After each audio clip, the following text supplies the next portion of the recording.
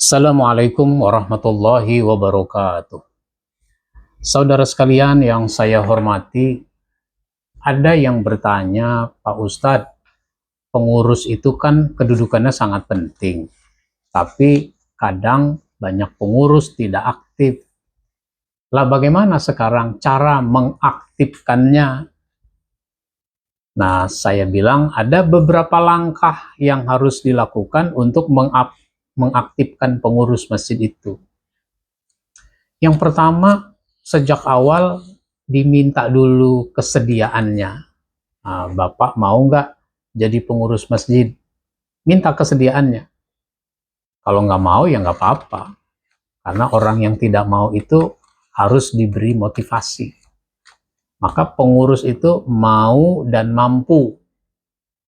Kalau nggak mau dikasih motivasi, kalau nggak mampu diberi pelatihan. Yang kedua, sesudah diminta kesediaannya, dimasukkan dalam struktur kepengurusan. Nah, struktur kepengurusan ini harus diuraikan pekerjaannya. Nah, saya menulis buku Petunjuk Teknis Manajemen Masjid. Di dalam buku ini ada contoh struktur dan ada uraian pekerjaannya. Ketua tugasnya apa, wakil tugasnya apa, sekretaris apa, wakilnya apa, bendahara, dan seterusnya. Sebab orang harus diberi pemahaman tentang apa tugas dan tanggung jawabnya, disepakati bersama-sama. Nah, jadi struktur dan uraian pekerjaannya. Nah, sehingga nanti ditempatkan posisi orang sesuai dengan kemampuannya yang tertera di dalam uraian pekerjaan itu. Ini banyak terjadi, kepengurusan disusun, struktur dibuat, orangnya ditempatkan, tapi uraiannya tidak dijelaskan. Sehingga orang harus menafsirkan sendiri apa tugasnya. Dan bisa jadi banyak orang jadi bingung. Nah, lalu yang ketiga tentu saja harus diperkuat motivasinya, diberi pemahaman, sehingga orang punya semangat yang tinggi, punya rasa tanggung jawab, karena menjadi pengurus itu adalah amanah. Nah, yang keempat, diberi tugas dan wewenang. Jangan cuma diberi tugas tapi nggak dikasih wewenang. Maksudnya bagaimana itu? Tugas kok nggak dikasih wewenang? Ya, misalnya begini, saya ini ketua, saya punya sekretaris, saya tugaskan sekretaris untuk bikin proposal. Baik Pak, nah, dia bikin proposal. Tapi saya nggak yakin kalau dia bisa bikin proposal dengan baik. Maka saya bikin juga, saya kan punya komputer, saya bikin juga itu. Seminggu kemudian saya tanya sekretaris, bagaimana proposal? Sudah Pak, nih. Mestinya ketika saya baca proposal, saya itu menyiapkan pulpen tinta merah. Kalau ada bahasa yang kurang bagus, saya perbaiki. Kalau ada salah ketik, dikoreksi, dan seterusnya begitu. Jangan malah saya bilang apa? Aduh, ini kamu bikin proposal nggak bagus ini. Bahasanya rancu, kalimatnya nggak bagus. Ya sudahlah, nggak usah dipakai nih. Saya juga bikin. Jadi pakai yang punya saya aja. Kira-kira bagaimana tuh perasaan sekretaris? Wah, dia kecewa. Karena pekerjaan dia tidak dihargai.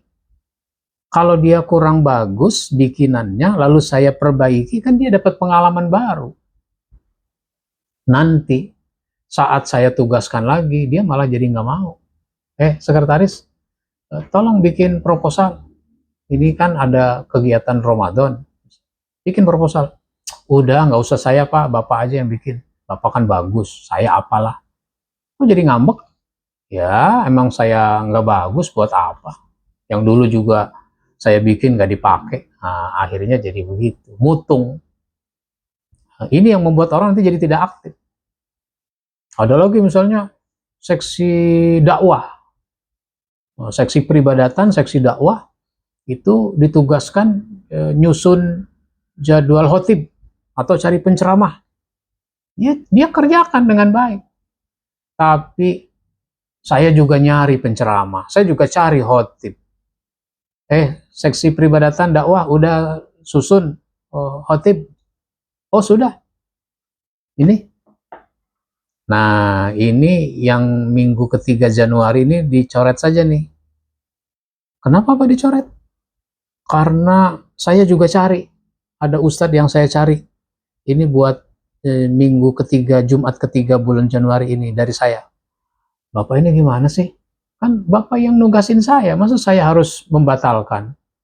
Ya saya kan juga cari. Kenapa Bapak cari? Wah, akhirnya nanti jadi kecewa orang. Ini yang kadang-kadang membuat orang menjadi tidak aktif. Lalu, yang berikutnya, pengurus masjid itu harus mengadakan rapat. Rapat yang bersifat rutin. Mungkin 2 bulan sekali, sebulan sekali. Belum lagi nanti rapat di bidang masing-masing. Rapat yang sifatnya pleno diselenggarakan. Sehingga bisa dievaluasi. Sebulan, 2 bulan itu sudah banyak yang bisa dievaluasi. Agar yang menjadi kekurangan itu bisa diperbaiki, lalu kegiatan-kegiatan berikutnya itu harus diingatkan agar segera dilaksanakan. Itu pentingnya rapat. Sehingga pengurus masjid itu harus punya agenda rapat. Cuma kadang-kadang, nggak ada rapat Pak, apa yang mau dirapatin? Memang kadang-kadang bulan pertama, bulan kedua dari periode kepengurusan orang semangat masih rapat. Tapi udah 6 bulan, setahun udah nggak semangat lagi rapat. Akhirnya orang sekali lagi jadi terjebak pada rutinitas. Tidak ada evaluasi, nggak ada perbaikan, nggak ada rapat-rapat. Nah ini sesuatu yang perlu diingatkan. Demikian dari saya.